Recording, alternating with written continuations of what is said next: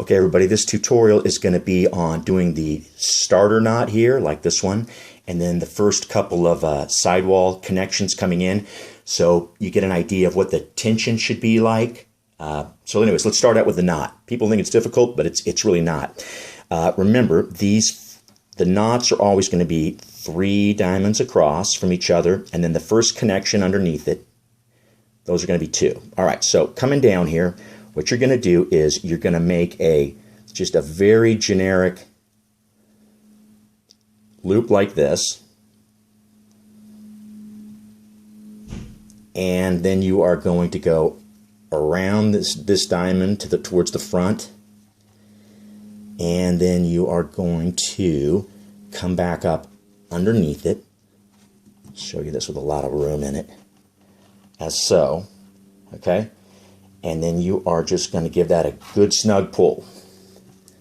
All right, now that one worked out great. It's got enough tension in it. There's not a lot of slack hanging in there, like it would look something like, like that. It's got just about the right amount of it. So there you go. That's your starter knot. Now, coming in, I'm going to show you the first couple of connections from the sides. So you're always going to come in from the outside of the head like this, and you're going to come back in once you re-enter over the top of that. Okay, now you see how that, let me loosen that up for a second, show you. Watch the tension in there as you pull it, okay, across in there. That's what you're trying to get on these first couple of them. So now then we're going down to this one. So we've got our 3 across here, and then we're going down to 2 across, okay? So you go over the top of it, and just like the sidewall, you are going to come over the top of that and back, okay, like such. And again, watch the kind of the tension on this mesh for a minute. You get an idea how tight it should be, okay?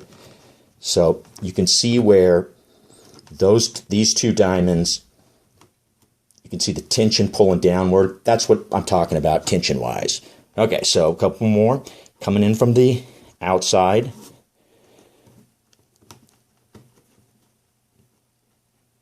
Back over the top of it, right? Coming back in, okay? And coming under here, back over the top, tension, and that's how you do it. That's the tension you want to get in the beginning of it.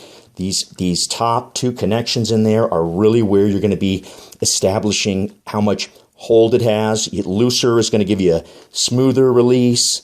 Pulling it tighter is going to put a lot of tension in the top, and so it's going to have more hold, but it'd be like the equivalent of having a lot of whip in it, but without the bite from the nylon at the end of when it's coming out at the end of, stick with a lot of whip with a real tight nylon top string. You're set.